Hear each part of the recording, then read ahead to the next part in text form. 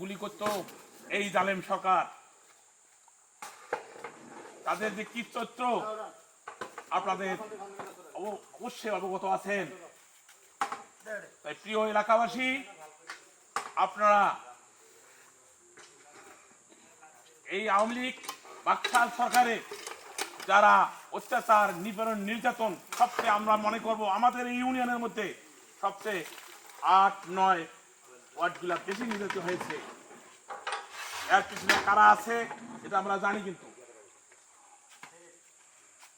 এই ঘটনার সঙ্গে কারা জড়িত আছে আমরা ভুলি নাই, আর ভুলার কথা নয়। আপনারা অবশ্যই জানেন যে আমরা সহজে তাদেরকে ক্ষমা করব না। আমাদের সঙ্গে আসতে পারে, আপনারা মন ক্ষুণ্ণ হবেন না এই বিষয়ে। আপনাদের পরিষ্কারভাবে বলি যে হয়তো আমাদের এখনো মনে করেন না যে সুদিন এসেছে, কেবল আমরা দরজা দাঁড় হয়েছি। তার অর্থ এই নয় যে বিএনপি ক্ষমতায় এসেছে, এখন অনেক বাকি আছে। বিএনপি আসা অনেক বাকি, অনেক কাজ করতে হবে আমাদেরকে। সে কাজ করতে হবে ধৈর্য সহকারে। তা নয় আওয়ামী লীগ যা করছে তার বিপরীতে, তার প্রতিশোধ নয়, প্রতিহিংসা নয়। আমরা যেন ভালোবাসা দিয়ে, ওরা যেমন দিনের ভোট রাতে নিয়ে ক্ষমতায় ছিল, আমরা তা নয়। আমরা প্রত্যক্ষ ব্যালটের মাধ্যমে যেন আমরা ক্ষমতায় আসতে পারি। সেটা কি করতে হবে আমাদেরকে? ওই রকম প্রতিহিংসা নয়, মামলাবাজ সরকার যা দেখে গেছে, নজির স্থাপন করেছে, আমরা সেটা করব না। কিন্তু আমরা প্রতিটি কর্মীর কাছে আমার অনুরোধ, আমি আপনাদের কর্মী হিসাবেই এটুকুই বলবো, আমাদের ভালোবাসা দিয়ে যেন আমরা ওই দিন পর্যন্ত অপেক্ষা করতে হবে, আমরা যেন অর্জন করতে পারি, যেন আমরা নিরঙ্কুশ ভাবে। আর একটি কথা না বললে নয়, সংক্ষিপ্ত একটি কথা বলবো।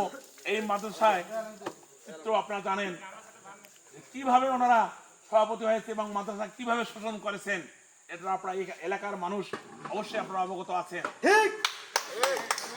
আমি প্রিন্সিপাল সাহেবকে এই কথা বলছিলাম যে কয়েকদিন আগে উনি আমাকে বলছে, আপনার যাকে দিয়ে মাদ্রাসা প্রতিষ্ঠান আপনার উন্নয়ন হয় তাকেই নিয়ে আপনারা সভাপতি গঠন করবেন, আমাদের কোনো চাওয়া পাওয়া নাই। কিন্তু একটি দাবি, প্রতিষ্ঠানটাকে আপনার যে অতীতে যে ঘটনা দুর্নীতি করেছে সেই দুর্নীতি মুক্ত হতে হবে। কিন্তু আপনি কিন্তু কোনো দুর্নীতির কবলে পড়তে পারবেন না। কিন্তু এটা আমাদের জোর দাবি।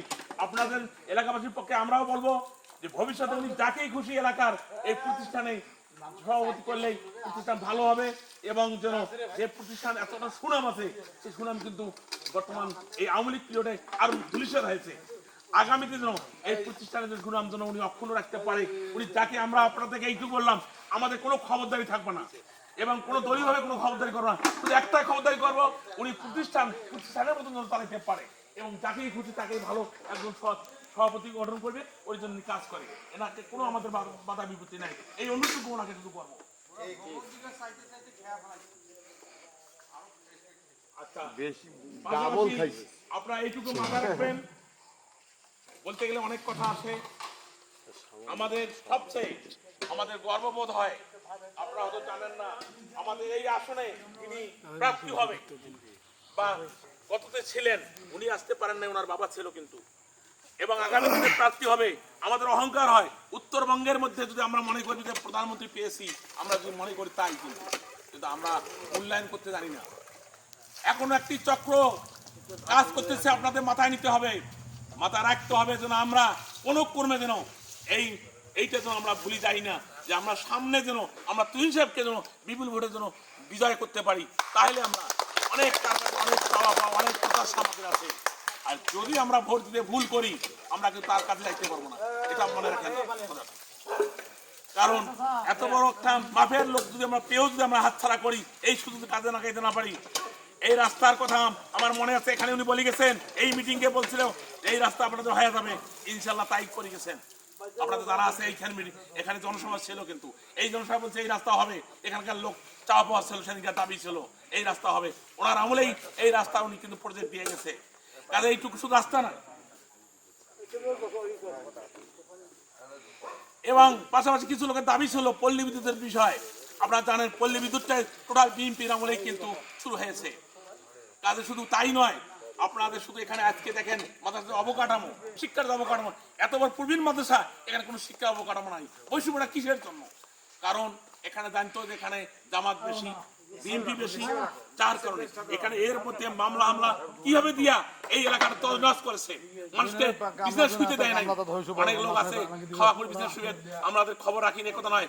টাইম টু টাইম অনেক নেতার সঙ্গে আপনাদের কর্মীর সঙ্গে যোগাযোগ হয়েছে, পালে আছি ভাইয়া, বাস্তলায় আছি, এভাবে ছিল দিন যাপন করছে।